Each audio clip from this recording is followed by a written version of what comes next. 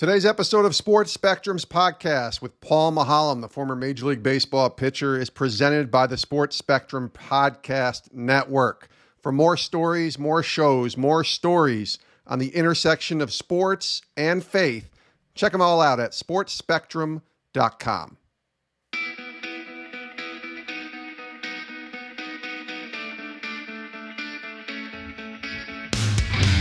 Welcome to the Sports Spectrum Podcast, the intersection of sports and faith. Here's your host, Jason Romano. And welcome everyone to the show. I am Jason Romano. So glad you're tuning into our program today. This is the Sports Spectrum Podcast. Make sure you go to our website, sportspectrum.com. That has all of our content, devotionals, podcasts, articles, stories, bringing Jesus back into the conversation. That's what we do here at Sports Spectrum, pointing people to the Lord. Check it out at sportspectrum.com. When you're there, make sure you check out our newsletter icon at the top. You click it, you put your email address in, and you're signed up for our Sports Spectrum weekly newsletter. One email once a week. We promise we will not spam you, and you can keep updated on all that's happening here at Sports Spectrum. The articles, the stories, the podcasts that you may have missed will all come to your email inbox once a week on Wednesday when you sign up for Sports Spectrum Weekly, our weekly newsletter over at sportspectrum.com. You can do that right now for free at sportspectrum.com. We got a really good conversation today with Paul Maholm, the former Major League Baseball pitcher, selected in the first round, 8th overall in the 2003 MLB Amateur Draft, played his college ball at Mississippi State and had a really great career that led to his induction into the Mississippi State Hall of Fame class of 2018. Now, Paul made his Major League Baseball debut in August of 2005. He shares that story here on the show today. He did pretty well, pitched 8 shutout innings and got his first career Major League win. He also shares this story, a very fun story, about 2008, spring training, and he's facing the New York Yankees. But he doesn't just face A-Rod and Jeter and Johnny Damon and Jorge Posada and those guys. He faces a very well-known actor and comedian who was living out his dream to have an official Major League Baseball appearance and an at-bat. Paul Maholm was on the mound for the Pirates, pitching to this actor and comedian. I'll let you listen to the rest of this conversation to hear who that actor and comedian is. You may already have known, but this is called a tease in the broadcasting business, so I'm just going to leave it right there. That is a story you cannot miss later on here in the podcast. Paul also loves Jesus, and we're going to talk about his faith growing up in Mississippi and a real turning point for him in college, coming to know Jesus as his personal Lord and Savior. This is Paul Maholm, former Major League Baseball pitcher, first rounder, and he joins us here today on Sports Spectrum.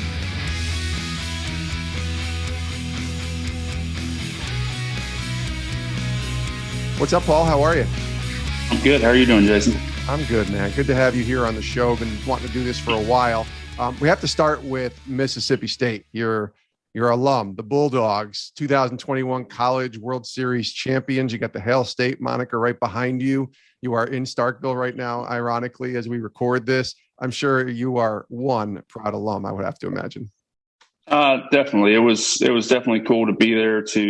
I was in and out of Omaha a couple different times, but I was there for most of the games, and to experience with obviously the kids, they did everything. It was an alumni as a fan. It was awesome just to be there to see them accomplish the ultimate goal and see them celebrate, and to see so many other alumni make the trip to Omaha to make sure they were there to celebrate with them also.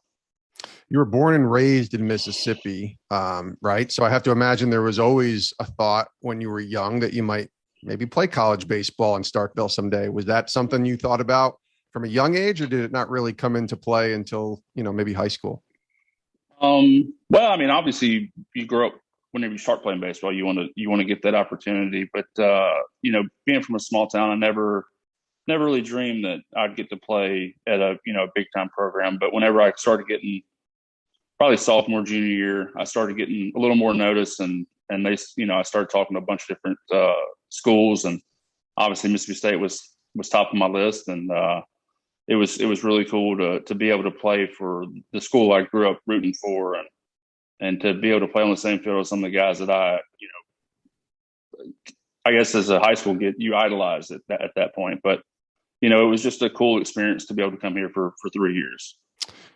What makes that such a unique place down there in Mississippi and Starkville? It's just, I've heard from many people, they say, hey, this is just a sports town. It's such a unique area. What makes it unique when you can try to describe that to our listeners? The fans. It's the city is all in. Starkville is great. It's grown so much since I left.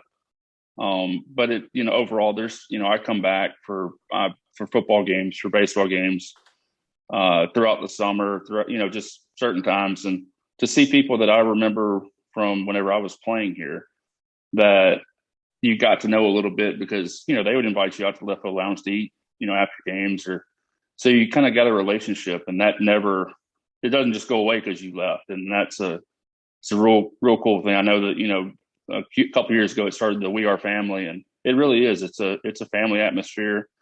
It's really cool to see it grow as much as it has, and to hopefully be a small part and been a part of it was really cool. And but it's the fans. It's definitely 100% on them.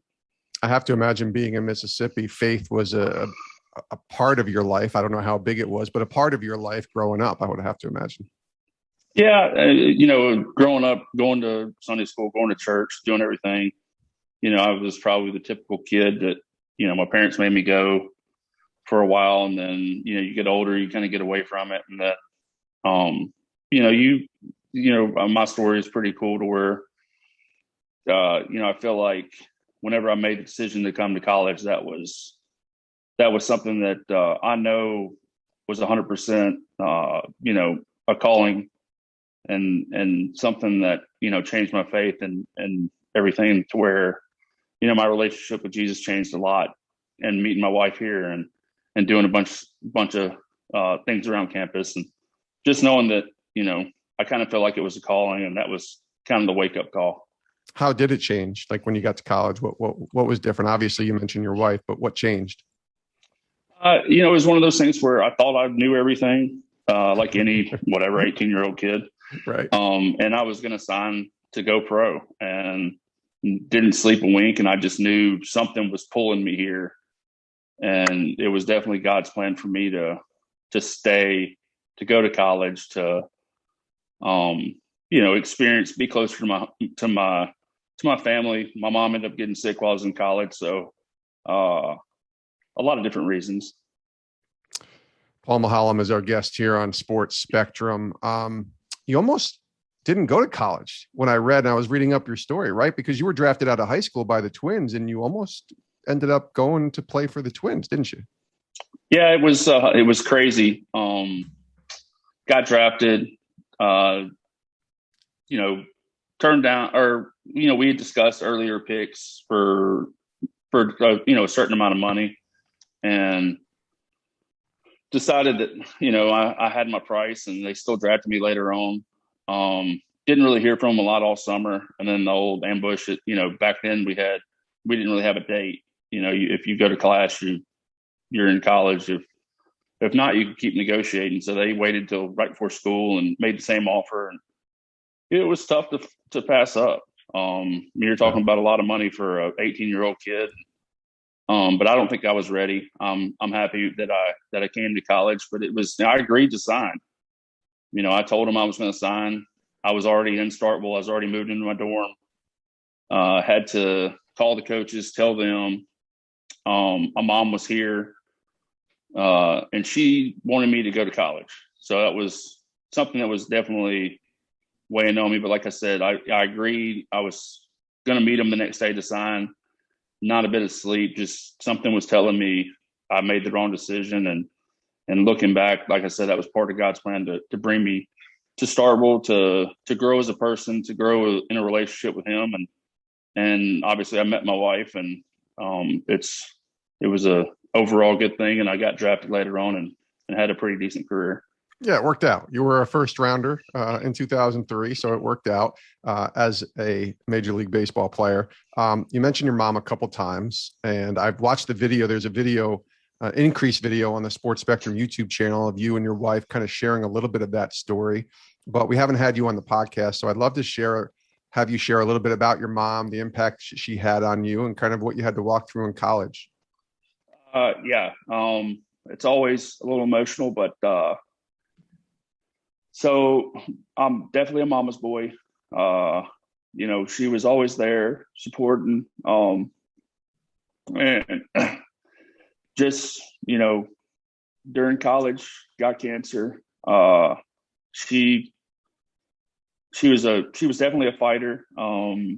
She never let anybody, really know, unless she really knew, she wasn't going to bring it up.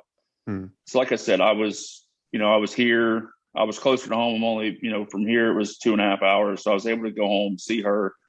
She was able to make a decent amount of games. And most of them, unless she didn't feel good from treatments or whatnot.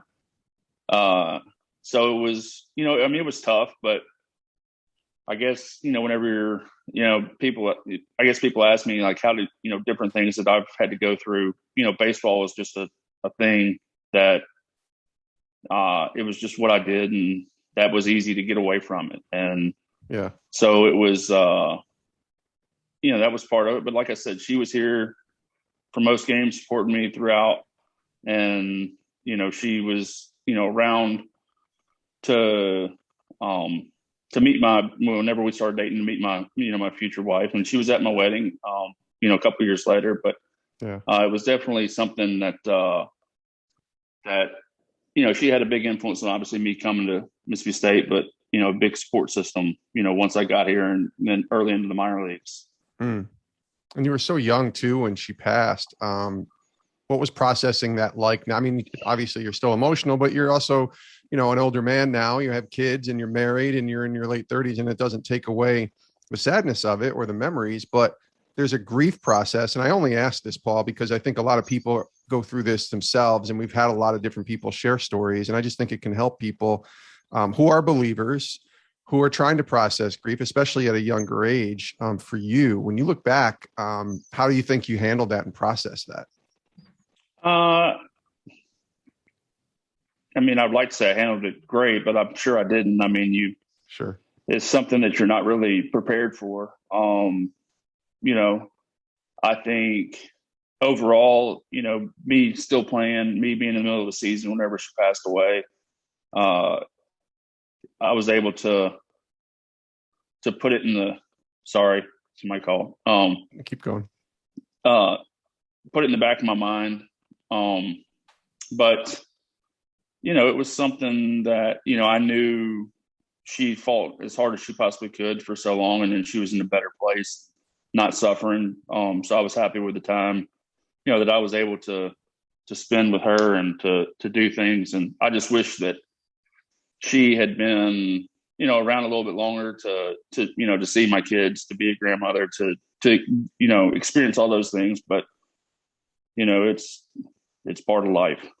Did you run towards God, away from God, or kind of indifferent during that? Because I feel a lot of people, I've seen people who go through grief and tragedy and, loss, and some run towards God, some get angry and run away from him.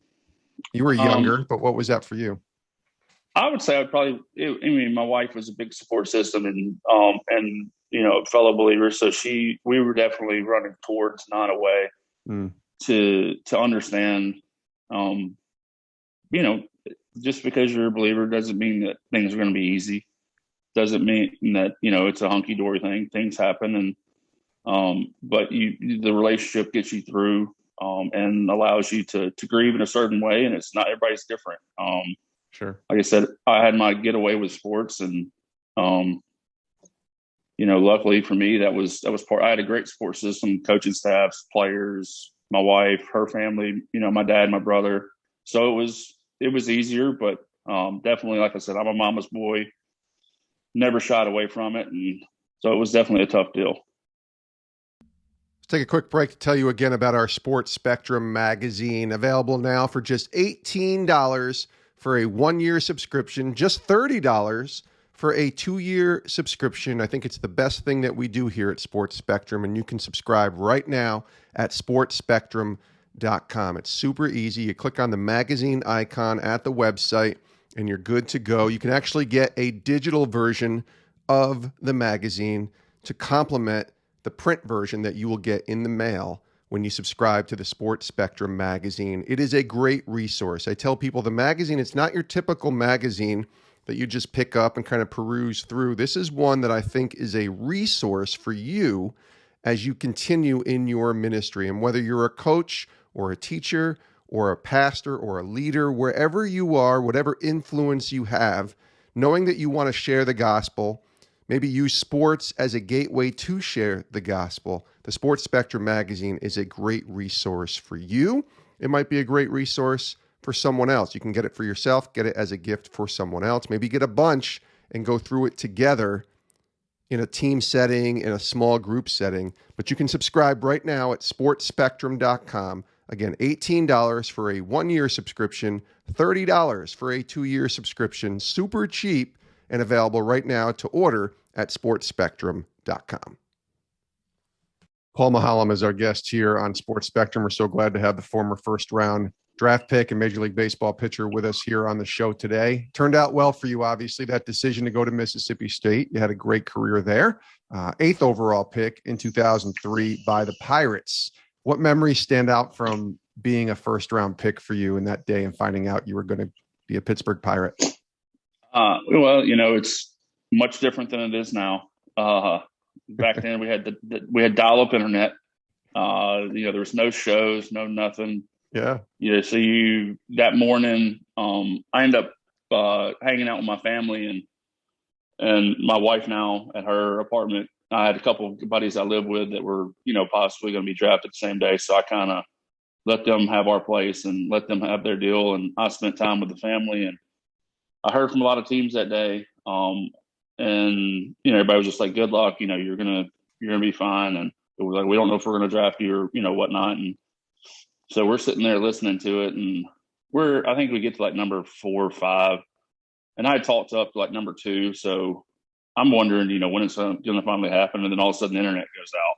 Oh, so I'm like, so we're scrambling, trying to get everything back online and get to listen. And all of a sudden my phone rings, and it was Pittsburgh Pirates. It was Dave Littlefield, to inform me that they had drafted me. And so it was, obviously it was a dream come true. And something that I knew I had a lot of work ahead of me.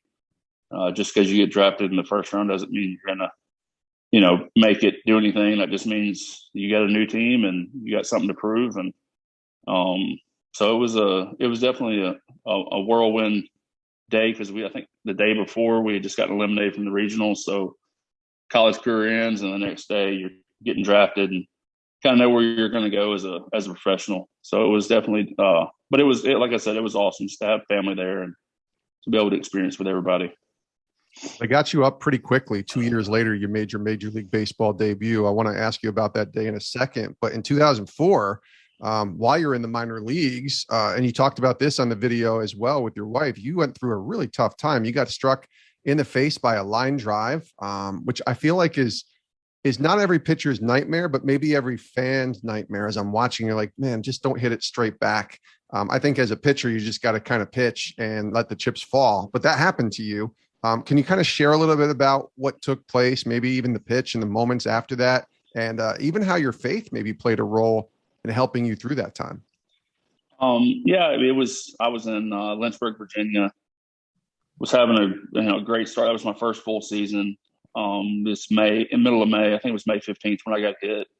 So I was, getting used to minor league baseball, to pitching every 5th day or 6th day.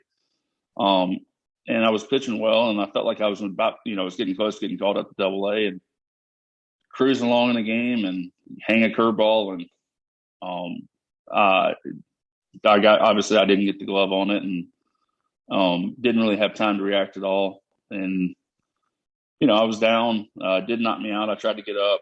Then Where did it hit you? Where did it hit you, Paul? right. It missed my temple, so it was right underneath. So it broke my upper, lower orbital, my nose, my frontal sinus. So, I tried to get up, saw blood everywhere. So just kind of laid there till they took care of me. And, for me, it doesn't seem like it was a long time because obviously you're just kind of sitting there.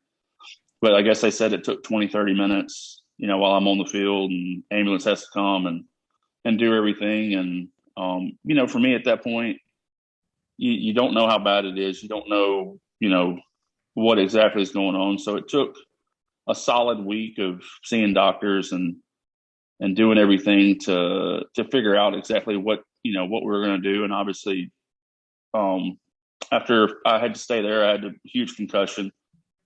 My wife was not there. So I was by myself. So she flew in the next day, to meet me at the hospital and to take care of me. And, I'm not a very good patient. So she's got the patience of a saint. So it's one of those, we finally get back to the apartment and I got to have no light, no sound. I can't do anything, just with the concussion part and just not feeling good. And it took me about 5 days to be able to drive from Lynchburg to Pittsburgh to be able to see, some doctors there at Allegheny General and come up with a plan. And so got the surgery and stayed in Pittsburgh for about 2 weeks total. And then got to go home and, that was the summer. Like I said, God's plan. I got to spend some time with my mom. Got to do a bunch of stuff and, I couldn't be around baseball, couldn't be around throwing, couldn't be around anything for about 6 to 8 weeks. So I just kind of relaxed and recovered and waited for them to be able to tell me to start baseball activities again. Man, there's so much there. I wonder, does fear creep in at that point, or are you just kind of like, all right, let's get this fixed? Because you're young, right? You're what, 22 maybe? Yeah, I was 20. Let's say that's 04. So I was 21, almost 22. Right. 21, almost 22. So you're probably like, let's stitch this up and let's go back out there. But you're also dealing with something that not everybody deals with, and going in and getting surgery and getting hit like that. And having your then, I guess, fiance or wife or whatever she was at the time being there with you, going through a lot. What was that like, kind of processing that mentally, going through it and then kind of trying to get back on the field to get ready to pitch again?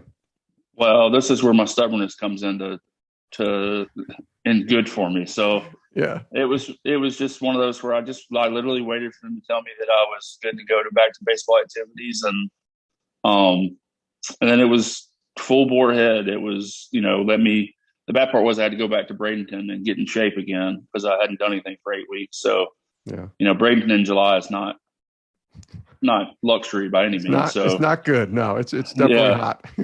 So I went down there and got back in shape, got back into pitching shape. And,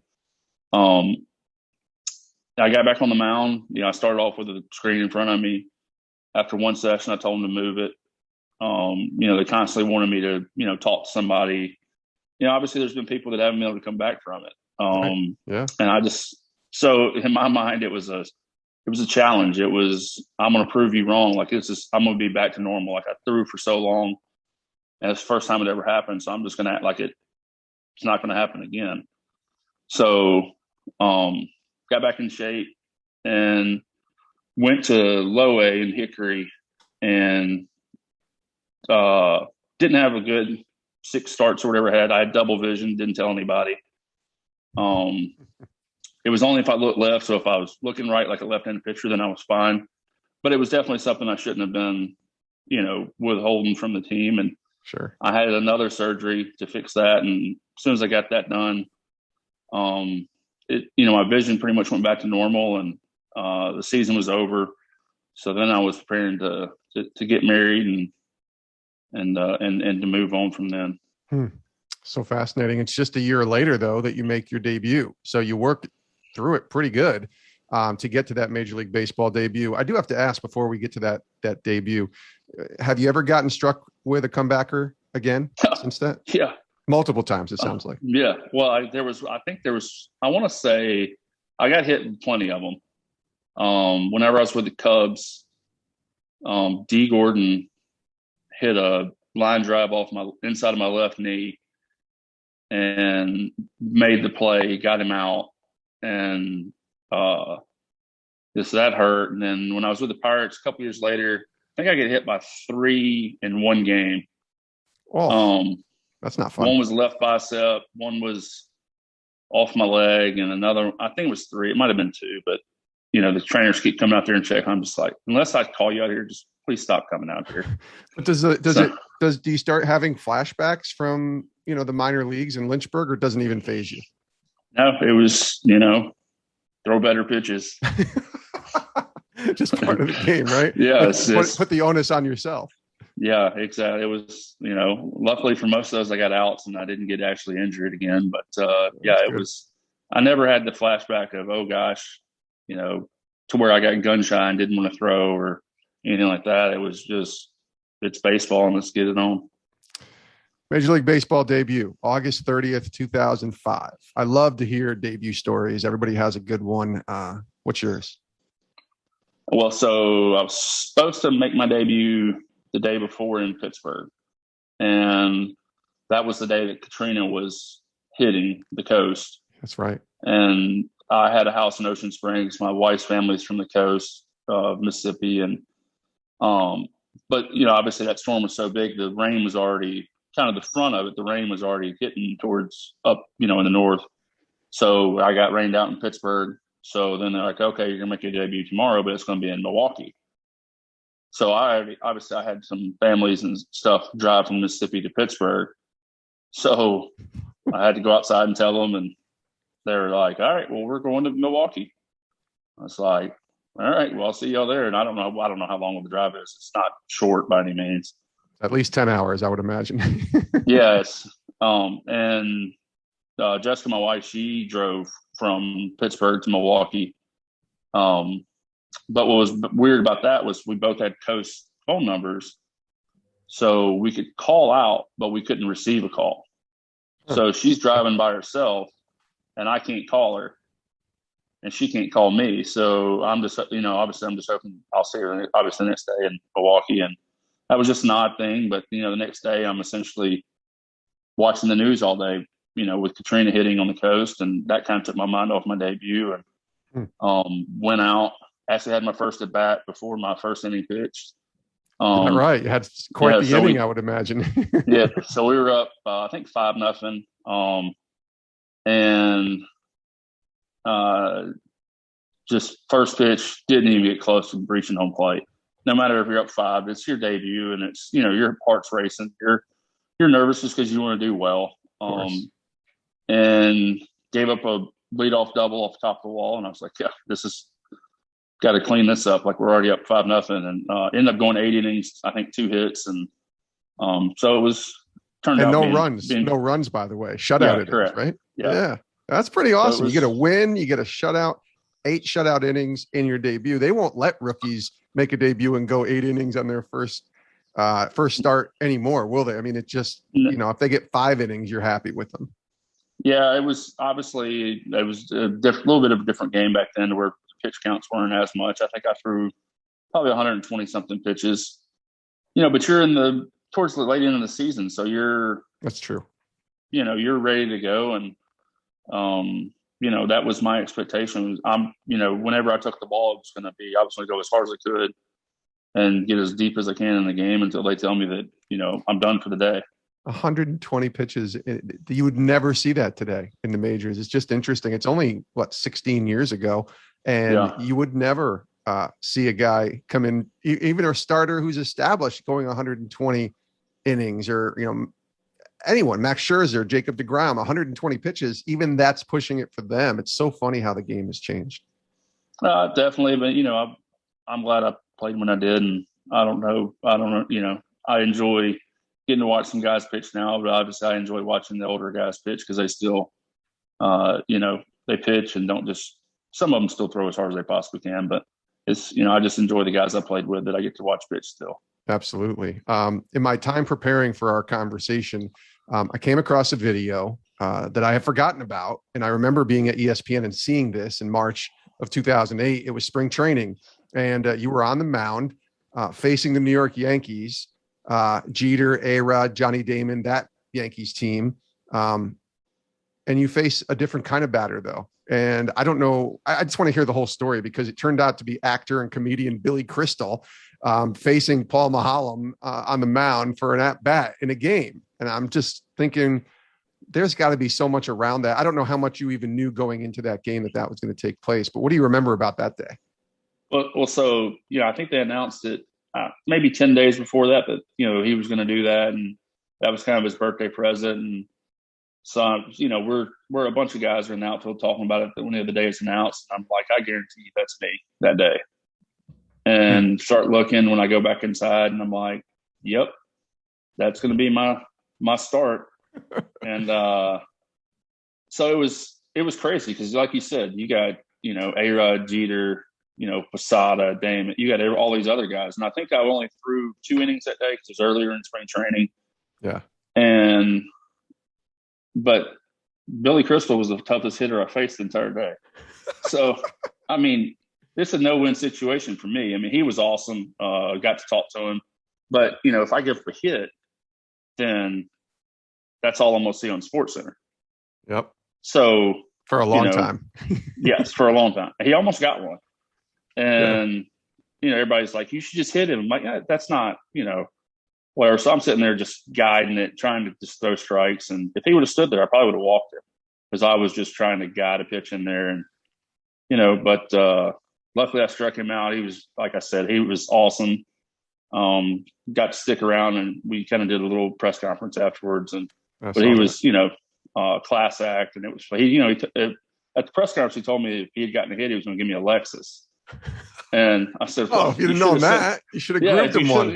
Yeah, if you sent word over beforehand, I could have been bought with him. You Right. can't do that otherwise. But I think I could have grooved one, and I could have lived with the seeing it on SportsCenter if I would have gotten the car out of that deal. Heck yeah, that's amazing. Did you get any? Did you get an autograph ball or anything like that from that time? Yeah. From that game? Yeah, I got him to sign a ball to me, and I signed a ball for him. And people bring it up all the time now. Usually about the time of the year that it happened. But, he did his book and everything, and it's in there. And whenever he goes on shows, he talks about it. So he's been great. And obviously he doesn't just say some random person or whatnot. He still brings my name up. So it was a cool deal to be a part of. Well, he's a huge baseball fan. I mean, obviously that's why he's doing that. It's not like you're just giving a celebrity this opportunity because he's a celebrity. Like he was the orchestrator of the movie 61, and Mickey Mantle was his guy. And, growing up in Yankee Stadium, so to put on that uniform, it must have been pretty neat. Now that was at their facility, right? That was in Tampa. Yeah. So I have to imagine, you probably have not experienced anything like that, right? And you've had a lot of cool experiences as a baseball player, but that has to be right near the top, as bizarre but awesome at the same time. Yeah, I mean, that was it was weird. It was fun. Yeah. You go in the clubhouse afterwards, and you're in Pittsburgh. You got maybe 10 different reporters or something you usually have to talk to, and you walk in, there's like 60. You're talking, there's Good Morning America. There's all these other people that really aren't sports, but they're there obviously for Billy and to do this. So it's like you walk in, you're like, whoa, not used to this. Yeah. So, but it was cool. There was, that was one year where it was probably my best year of my career that year. And also pretty sure it was that year I got to pitch when Roger Clemens came back and made his debut in the middle of the year at Yankee Stadium. So that was I got to face him. So that was another circus you had to go through, because that was obviously a legend coming back, but that was another something just to chalk it up to be a cool moment. Absolutely. How difficult was it for you to walk away to finish your career? Actually, not really. It was I kind of I'd gotten hurt in LA, tore my ACL and went through the rehab. And it was a tough year just because going to be a reliever after being a starter for so long, it's not something it was probably on me, not something I really embraced. I wanted to be a starter. I think I still had, enough to be a starter. I think that year I went 2 months without a start, and then I still went over 6 innings in a spot start and only threw 65 pitches. So, it's something I still thought I could do. But, towards the end, I could tell that my shoulder was kind of, it was getting there to where it was probably going to be time to start cleaning it up or doing something. And my son was starting kindergarten, I think, or first grade. And when I got released from the Reds in spring training, and I'd come to terms with that was probably going to be it. I had standing offers to go to AAA for a bunch of teams. And that the day I got released, I called my agent and told him, I said, "Hey, I'm about to go to the house. This is the last day of spring training. I'm about to go to my house, pack up, and I'm in Phoenix."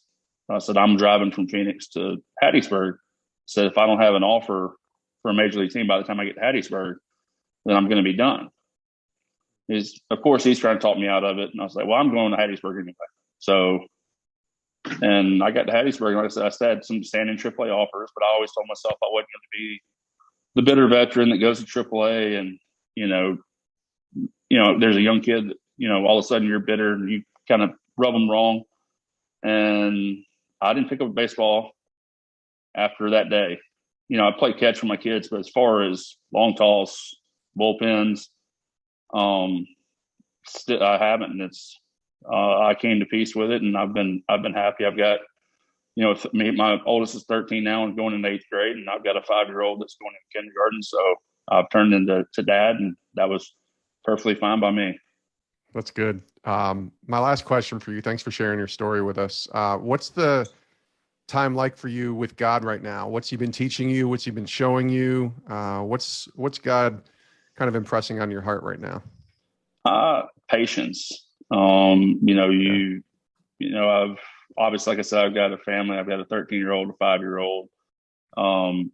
Just in the world today, just patience, trying to bring up your kids in a house that follows the Lord and respects and gives each and every person that you come in contact with respect, and show, that you're living for Christ. And that's part of, kind of what me and my wife are trying to show our kids and what we're trying to live throughout each and every day.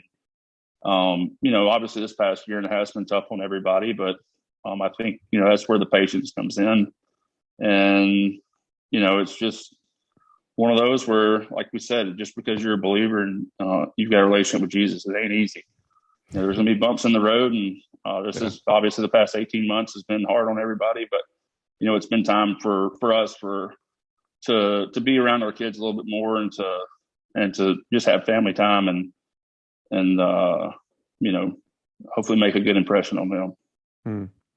Here's Paul Maholm. Thanks, buddy. Thanks for being on the show. Thanks for sharing your story. I hope I get to see you in a couple months or soon, we'll say, at one of our conferences. But either way, great to connect with you again, and have a great day. See you soon. All right. Awesome, Jason. Thank you.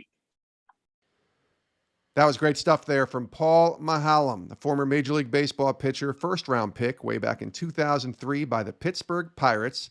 Made his debut in 2005, pitched in the majors all the way to 2015, and you heard the story of walking away from baseball and being content with never pitching again at the age of 32 years old. Thanks to Paul for being here today on Sports Spectrum and sharing his story of faith and grief and baseball and trust. And, he's got a really wild story and some of the things that he's experienced as a Major League Baseball player and even in life as well. How about that story, pitching to Billy Crystal? I mean, can you imagine coming into work and thinking, okay, I'm going to have 2 innings and get a spring training workout in, and there's Billy Crystal coming to bat, the actor and comedian. That's got to be just one story he'll take to his grave forever. Loved having him share that here on the show.